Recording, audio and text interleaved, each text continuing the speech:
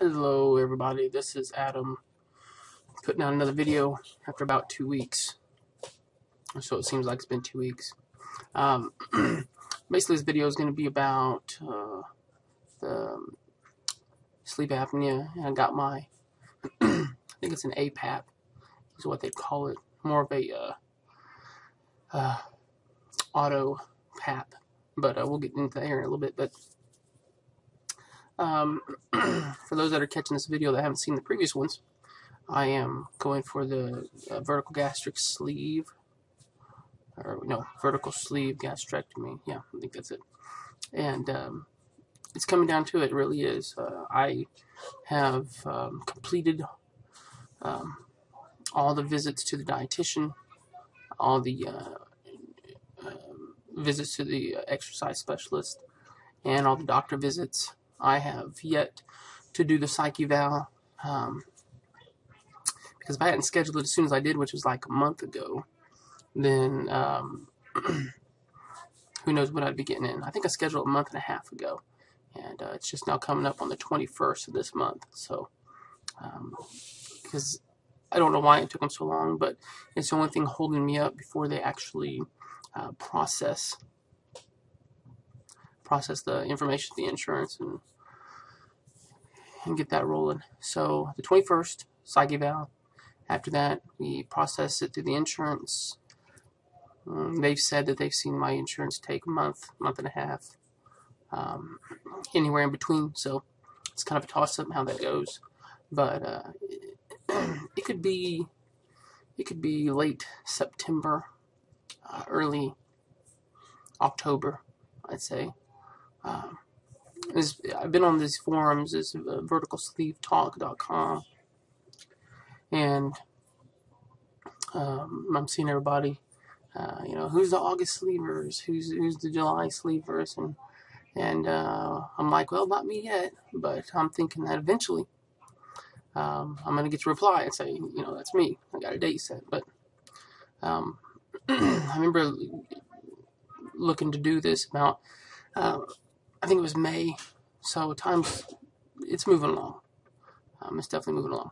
But anyway, back to the sleep apnea and Apap that I got. So on Friday, or first of all, back up, I got diagnosed with obstructive sleep apnea, and they wanted to set me on 17 centimeters worth of air. And for those of you that have a CPAP or BiPAP or APAP or VPAP, there's tons of PAPs. You know that 17 is not that's a pretty high dose. Well, I knew that in order for me to, the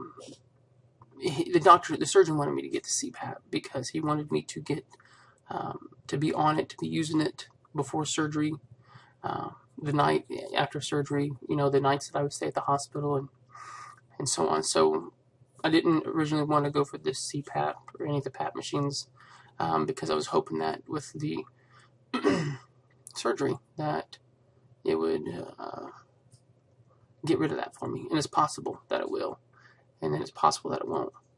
So anyways, I knew that I was not going to be able to accept just getting a straight CPAP.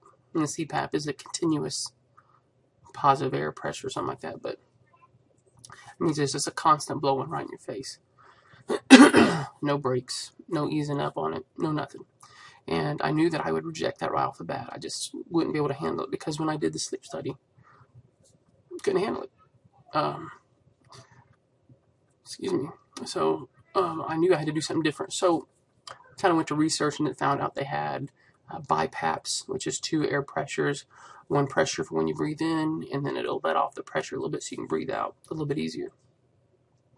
Had different features to it. A ramp feature where when you first kicked it on, it would start off at a real low pressure, and then over the period of 45 minutes, it would build up to your pressure. But I finally settled on a machine that I liked, which was what we call a ResMed S9 auto set. And what an auto set is it automatically detects what pressure you need to keep your airway open. So Uh, for instance, mine is supposed to be at a 17. Well, they have my machine set for a lowest pressure of 4, highest pressure of like a 20 or a 25. And what it does is it detects, and says, is 7 centimeters holding this guy's airway open? If it is, we'll stay at 7 centimeters. If we need less, we'll drop down to 5. If we need more, then we'll jump up to 10, 15, whatever it takes.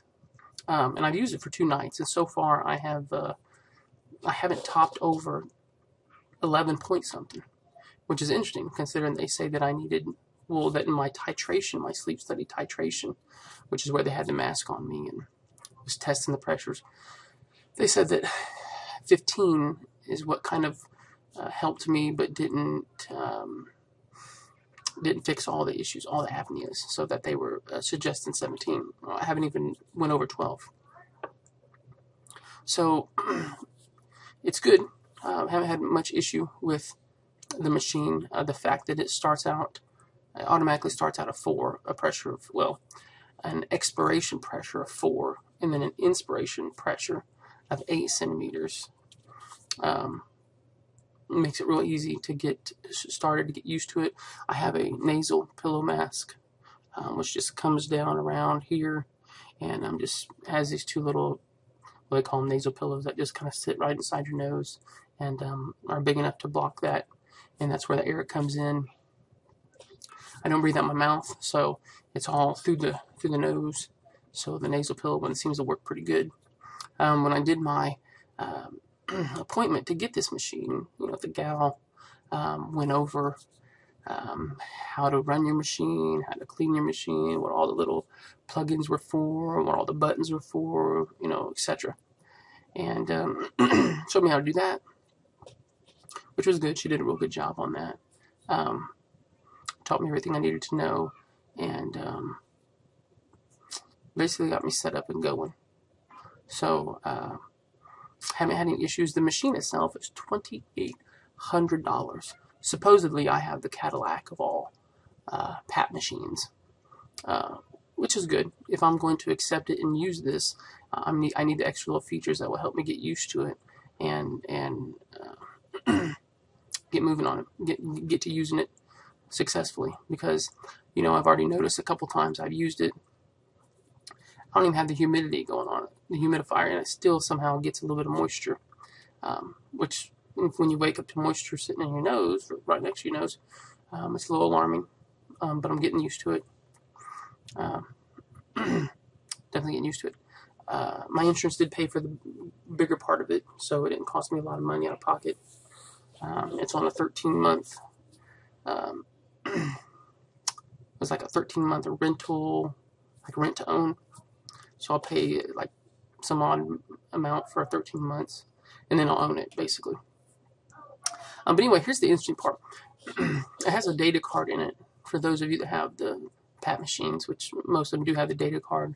But, I was like, does the machine show me what kind of events I've had, if I had any apneas, so on. And she said, no, it doesn't do that.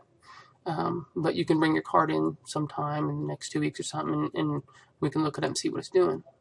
I thought, well, okay, I can do that, but I sure would like to be able to do it at home.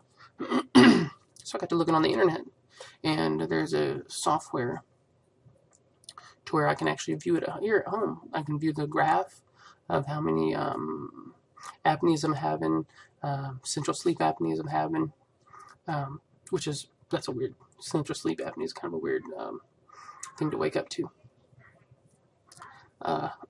Central sleep apnea is when your brain stops telling your body to breathe for a few. It isn't getting that message out quick enough, or it's not getting it out until a few seconds later.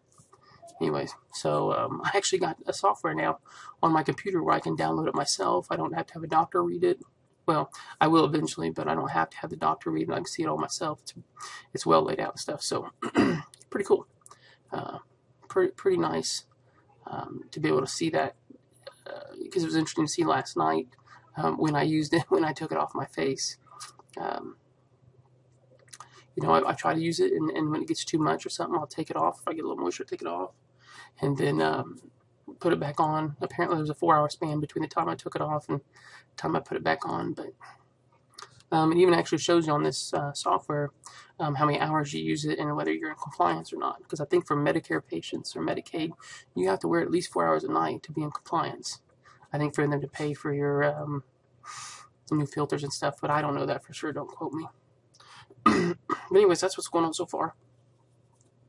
I was going to show you the machine. I was going to show you the nasal pillows, but that might be for a different time. They're tucked away in the bedroom, and I don't have them out, and they're all plugged up and set down, and all the hoses connected and so on. But just updating you folks, let you know that there's just not a whole lot going on. It's a hurry up and wait kind of thing. I have to, I'm at the mercy of everybody else's schedule. God help us if that psych eval place has to reschedule on me. I don't think I could do that, but I could get it done quicker.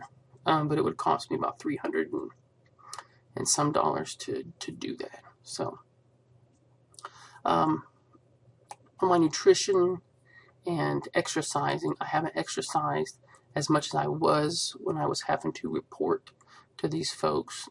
That's disturbing a little bit. I am still exercising, but not as much. I can tell that, when there is no accountability, there's not as hard of a push.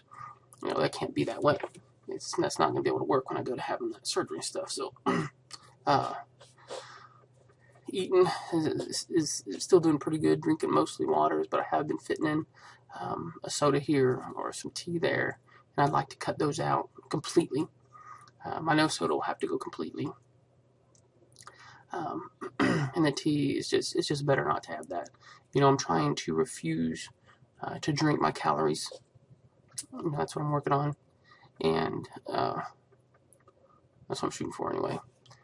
I think that's a good way to decrease your calories.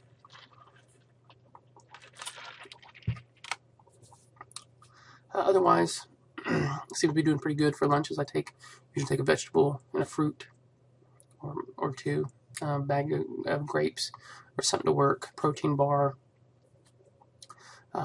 Usually in breakfast I have like some cereal with a banana mixed in there and stuff. So,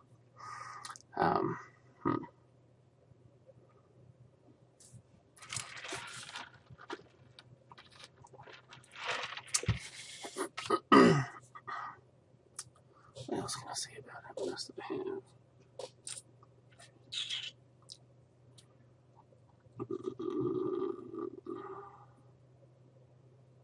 I guess that's about it. I think that's about it for this video. Can't think of anything else. We'll keep updating when I get the opportunity. And I want to touch on a point, though, that other people have been talking about, which was, do you tell people about your surgery? Do you not? In where I work at my hospital, people are going to know. And you got those people in the hospital, and I have them in mind, that make it their mission to make sure everybody else knows. When they find out, they think they've got some kind of secret, and they let people know. Well, whatever. If people support me, fine. If they don't, it doesn't matter. I mean, if they make comments and stuff, sure, it might bother me. Maybe it doesn't. I don't think there's a comment that those people can make. People that are just acquaintances, there's not really a comment that they can make that's going to override the feeling of success when I am losing weight, when the NSVs are coming, when things are working better for me. It's just going to make it easier for me just to kind of brush them aside. I'm not going to say I wouldn't be bothered by it. Sometimes people's words, kind of deep, but just usually the people that are closer to you makes a bigger difference. As far as family goes, my mother's pretty accepting of it. I don't even know if my dad knows. It probably wouldn't bother him too much anyway. And then my brother, he's, he thinks it's a good idea. He's all for it, as far as I know. And my wife, she's very supportive of it. Wasn't always so. But I think that we were both very, leery about the surgery before we understood it completely and what it would take afterwards. Initial